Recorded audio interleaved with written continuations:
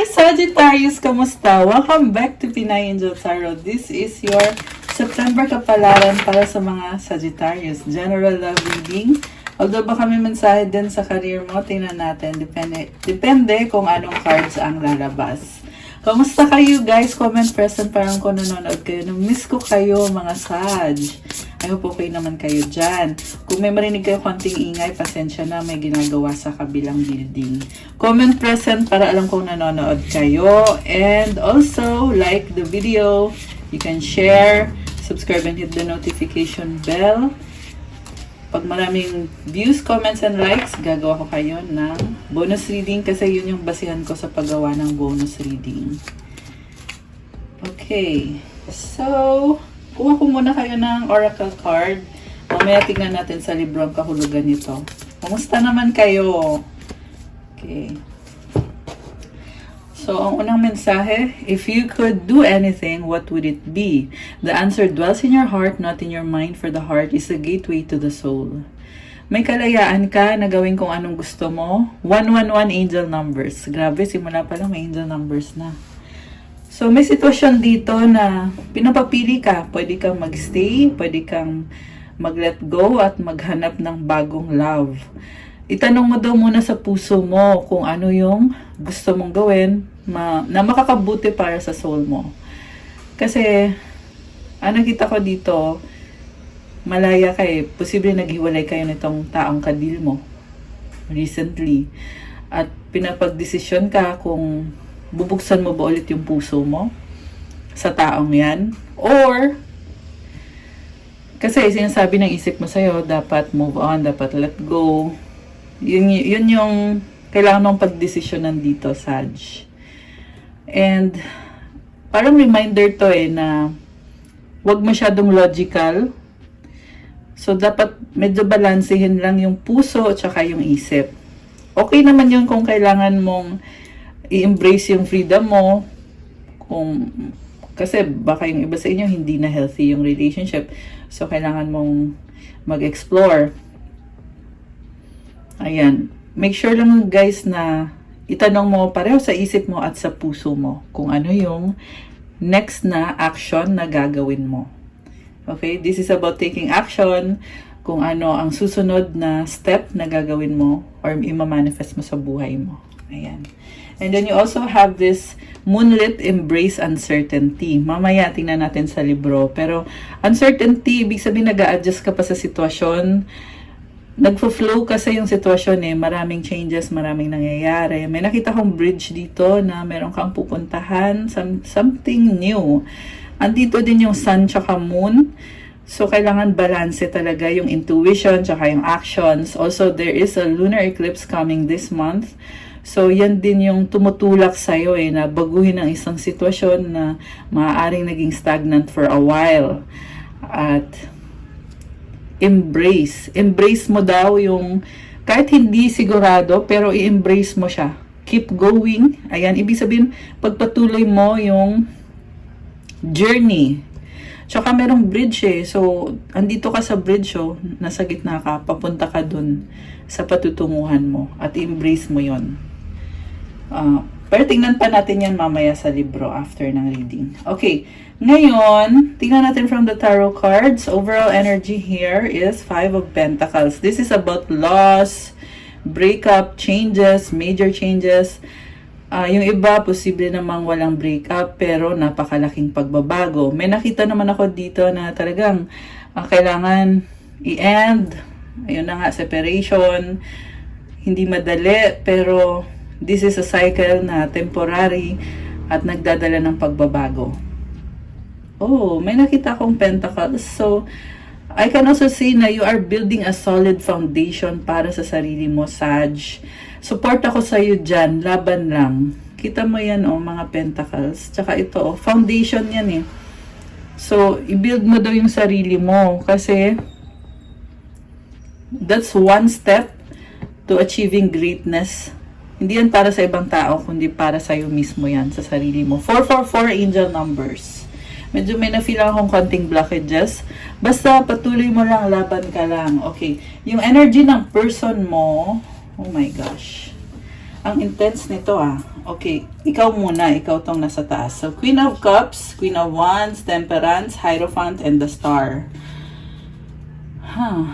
So, merong tao dito. Okay, wait lang. Baliktad. Ito yung person mo, nagsasaya siya ngayon, very confident, baka may kadikang water sign, Cancer, Pisces, Scorpio, meron ding Leo energy, fire sign actually, Aries, Sagittarius.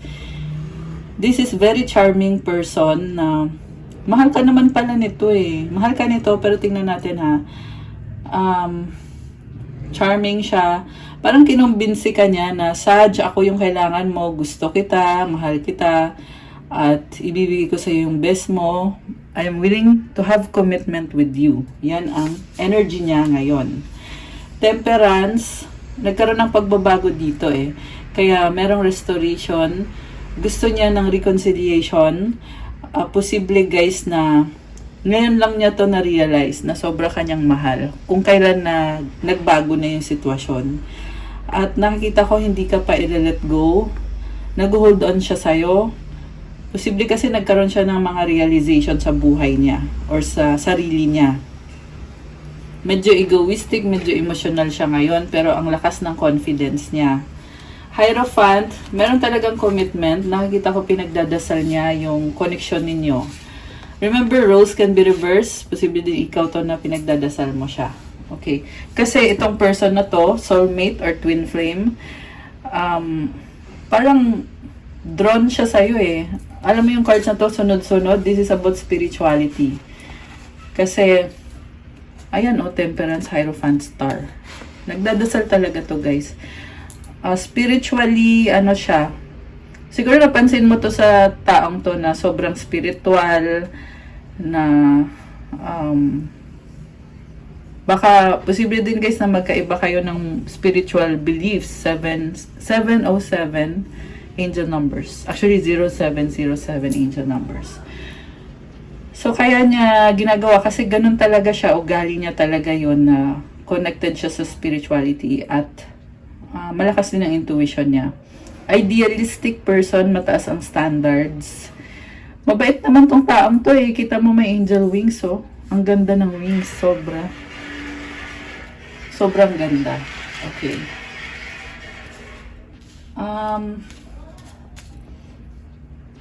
Medyo selfish siya kasi parang inuuna niya kung anong happiness niya. So, kung masaya siya dito, dito siya, mamaya dun naman siya kung saan siya masaya. Parang may na-feel ako sa kanya na go with the flow energy. Pero loyal naman siya once nahanap na niya yung taong para sa kanya. Ganun yung ugali ng taong kadil mo.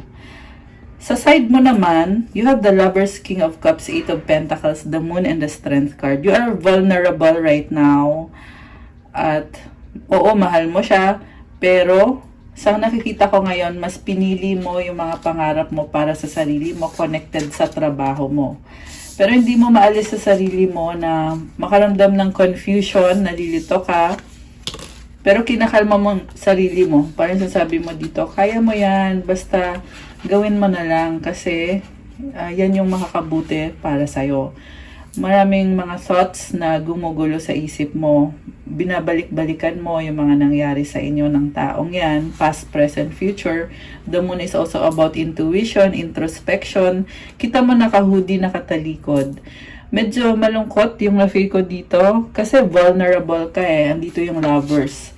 So, ito yung soul mo. Parang your soul is bare or open. Alam mo yun, talagang meron kami na manifest dito na para sa sarili mo, para sa mga pangarap mo. King of Cups.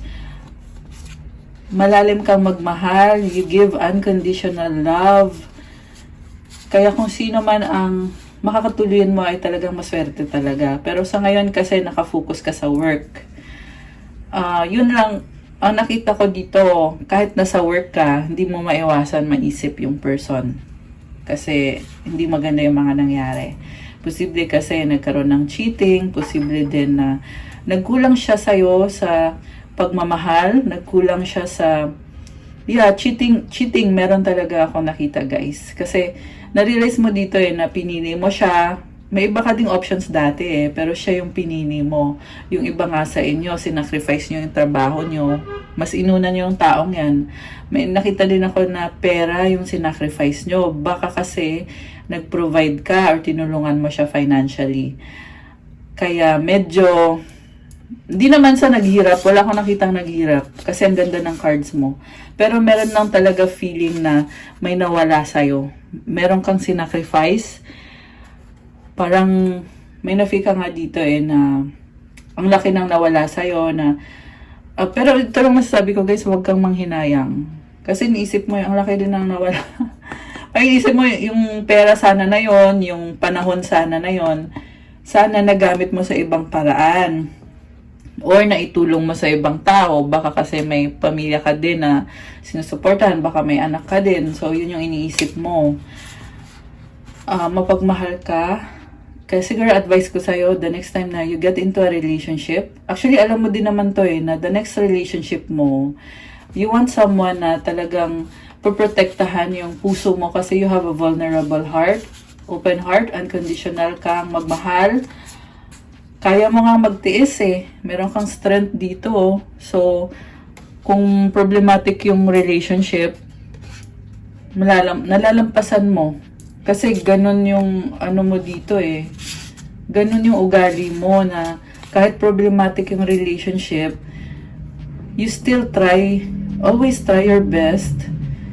Tsaka isa pa, calling din kasi sa'yo yan. Connected yan sa life purpose mo. Kung nagkaroon ka ng challenging relationships, yung life purpose mo dito is to fix yung mga relationships sa mga tao sa paligid mo. Siyempre, kasama na yung love life. Oh, grabe tong connection nyo Alam mo, nakita ko dito, nagkaroon talaga kayo ng romance, attraction, bonding, there is purity. At some point, minahal nyo isa't isa. Grabe.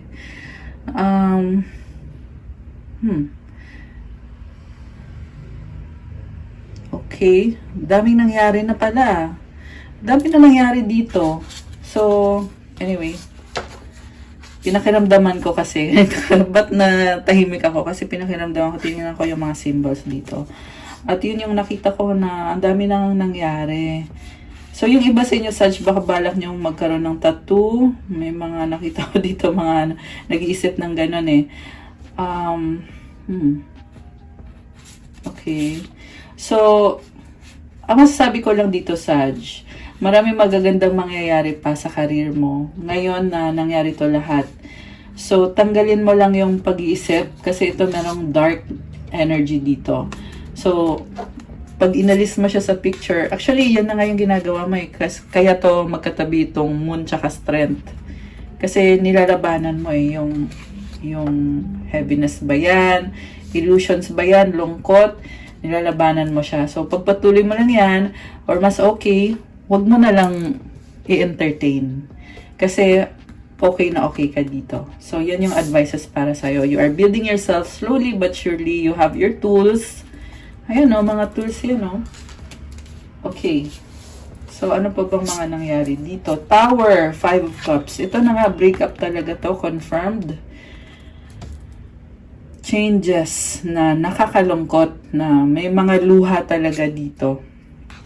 Ito ka na ngayon, Empress. You are attracting what is meant for you, given by the universe. Sa universe naman, hindi yan humihinto. Nagbibigay at nagbibigay, lalo na kung ikaw ay very pure ka sa mga manifestation mo. Kailangan na mangyari ng changes para makapasok yung bagong blessings.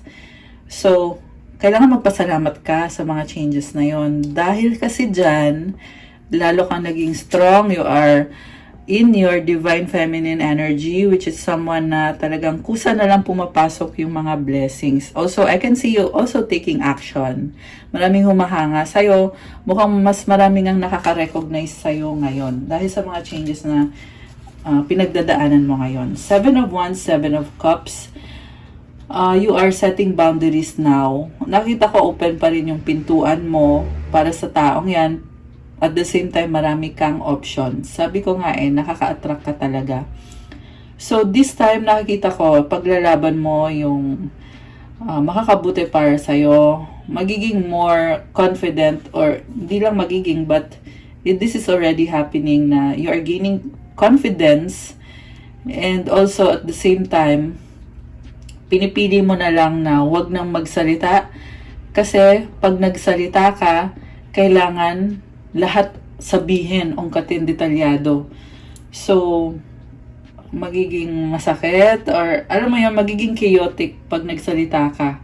So, kaya ito, nananahimik ka, unless kung siya mismo yung magtanong sa'yo, which is, sa nakita ko, hindi naman nangyayari yon. Parang ini-enjoy lang niya yung life niya.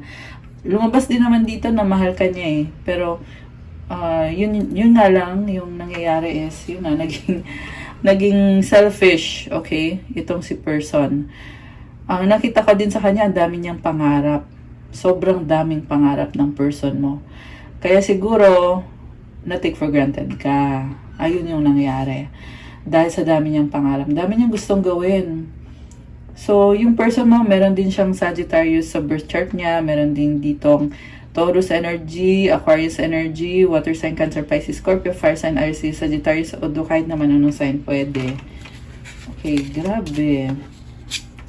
So, masasabi ko lang, Sag, enjoy mo yung pag-attract mo ng maraming blessings kasi deserve mo yan. May na-feel ka na medyo mahina ka pa, huwag kang mag-alala, unti-unti ka nang lumalakas. Be confident kasi deserve mo kung ano yung mga ini-enjoy mo. Lumalakas yung confidence mo. Ayan, the World card. Ikaw to, bago ka na ngayon. May dalawang wands, so parang binabalanse mo eh. Ginaganyan mo yung wands mo. You can create what you want. Bagong person ka na. There's an Ouroboros symbol. Symbolizes completion of a cycle. Dami pang mga opportunities dito. Medyo nalilito ka pa ng konti. Pero ang maganda kasi dito is, nag-close na yung isang cycle. So, hindi mo na kailangan balikan yun. Tapos na. Ayun yung nakakatuwa. Para kang nabunutan ng tinik na ang tagal yan. Ang tagal niyan. Pero, ang tagal mong nagkaroon yan. Pero ngayon, natanggal na din yung tinik. Okay na. Yun yung sinasabi dito. So, comment claim, guys. Claim na yarn. Okay. Check natin yung person mo. Bakit? Parang na-feel ko kasi dito na gusto niyang ibalik. Okay. 9 of Pentacles. Okay. Okay naman na pala siya eh. Single na siya. Ni-enjoy niya yung abundance sa life niya. Kayang-kaya ng sarili niya. Okay. Page of Cups. Oh my gosh. Posible yan biglang mag-message. Magpaparamdam. Alam mo, gusto pa rin niyang bumalik sa'yo. Magician, ready na daw siya. Ayan, nakakaloka. Biglang naging ready. 9 of Cups. Gusto niya talagang ibalik to, guys. Parang nakita ko dito, hindi niya kakayanin na mawala ka sa buhay niya. Dati ka nang tinalikuran ito. Dati ka na niyang tinalikuran. Ngayon, ino-open niya ulit yung sarili niya. Sinasabi niya, ay Sag, dito na pala ako May ganun eh. Yung nga lang guys, dami niyang gustong gawin. So, nafe-feel mo na ang selfish naman itong taong to. Na, parang hindi na niya binalikan kung ano yung gulo na iniwanan niya. So, pero mahal ka niya. Ayun lang yung masasabi ko. Okay? Mahal ka niya. Sa totoo lang, gusto naman niya magparamdam sa'yo. Pero ang problem lang kasi, kung magpaparamdam siya sa'yo, parang gusto lang niya makuha yung attention mo. Parang gusto niya ipa-feel sa'yo na, uy Sag, kamusta ka na? Okay ako dito, masaya ako. Ayan. May narinig ako na pareho kayong naghahanap ng love. So, siya may ibang options, ikaw may ibang options. Pwede din naman na kayo yung magkabalikan. So, pero sa ngayon, hindi ka hahabulin. Parang magpapapansin lang. Papapansin lang siya. Pero, ayun na nga, like I said, hindi ka niya kayang pakawalan. Hindi niya kayang mawala ka sa buhay niya. May na-feel ako dito na ngayon lang niya na-realize. Kaya ngayon parang nagpe-pray siya na sana swertehin ako, na sana makachance ako ulit sa'yo. May ganun siyang pakiramdam. Or ganun yung iniisip. Oh, ayun, oh, gusto ka i-date. 10 of Cups, the Fool. May nakita din ako dito na go with the flow siya. Kung saan siya tatangayin ng flow niya, dun siya. Wala na din siyang pakialam. So, kita mo yung the Fool, ayan, malalaglag na. Malalaglag na siya. Although, andun yung possibility na pag binalik niya yung connection nyo or pag ikaw yung pinili nitong taong to, magiging mas maganda yung relationship nyo. Magiging more emotional, mas malalim, mas, mas ma-enjoy nyo. So, ingat lang siguro guys, kasi yung iba, may nakita ko dito na, sinungaling, yung parang, yung kanya, parang kukunin yung attention mo para hindi mo na siya pakawalan. So, kailangan yung pag-usapan yun. Kailangan mong sabihin sa kanya na ayaw mo ng sinungaling, ganito, ganyan, lahat ng detalye. Which is actually, nabanggit ko kanina, yung nga yung gusto mo mangyari, kaya nga hindi ka nagsasalita. Kasi the moment na nagsalita ka, masasabi mo lahat. Which is probably masasaktan din tong taong to. Ayan. Okay. Kaloka. Oh, 10 of Wands, 7 of Pentacles. Okay, may nagbago sa kanya. May nagbago kay person mo. Frustrated siya dito. Parang pakiramdam niya wala siyang kasalanan. Pero sige, sabi niya, sige, magsisimula ako ulit. So, magta-try siya ulit sa'yo. Pero this time, iba na siya. So, lakas ng fire sign, Aries, Sagittarius, Earth sign, Capricorn, Taurus, Virgo. Meron Gemini energy, water sign, Cancer, Pisces, Scorpio. This can be any sign. May nakita din ako guys na mag-focus muna daw siya sa sarili niya. Nag-change ng direksyon. So, wag kang umasa kasi kahit na gusto ka niya, mahal ka niya, mapapansin mo na walang pakialam kasi busy, nag-i-invest sa sarili niya. Ayan. So, don't take it against you kung mapapansin mo na, ay, busy siya or busy-busyhan siya. Kasi, kailangan din niyang ayusin yung sarili niya. Which is, okay nga yun eh. Kasi nagkakaroon din siya ng purpose niya sa buhay niya. Diba? Okay. 2 of Wands. Uy, waiting naman pala eh. Ang dami niyang pangarap. Oh, ayan. Tumalikod to. Tumalikod muna siya. Dami niyang pangarap sa buhay na inaayos sa ngayon. Ayan. Yung iba dito guys, mahilig sa alahas ba yan? Or baka meron siyang kwintas na binigay mo. Materialistic ba siya? May nakita ko dito na ang daming ang daming mga items. May nakita ko dito na masakit magsalita. Merong person na meron din siya mga panghihinayang dito na ayun, na-feel ko ulit na meron sinungaling dito guys na meron siyang tinatry ma-achieve pero nag-fail. Parang feeling niya, ay nag-fail ako, try ako ulit. Or iba na lang, wag na nga lang, may ganun eh, na parang nag-try siya na lokohin ka or magsinungaling sa'yo, tapos hindi ka naniwala. So sabi niya, ay, wag na lang pala, may ganun eh. So, hindi ko naman sinabi na masamang tao siya kasi nagsisinungaling siya. Yung nga, kailangan nyo nga pag-usapan eh. Kaya nga, ginawa natin yung reading na to para malaman natin anong guidance. Yun ay kung bibigyan mo ng chance. Kasi, may iba ka pang options. Sag. Hawak mo ang desisyon. Okay? Ang nafe-feel ko kasi dito, yun na, nasabi ko na focus ka sa work mo, foundation sa sarili mo, maraming blessings, marami kang naa-attract. So, itong taong to na manipulative, na tumalikod, na hindi nag-workout yung mga panluloko niya sa'yo, hayaan mo lang siya. Kasi, like I said, hindi niya kayang mawala ka. So, sa ngayon lang yan na parang nabibisi itong person na to. Ayan o, babalik yan. Page of Pentacles. Or, nasa isip niya na, ayun, kailangan kong bumalik.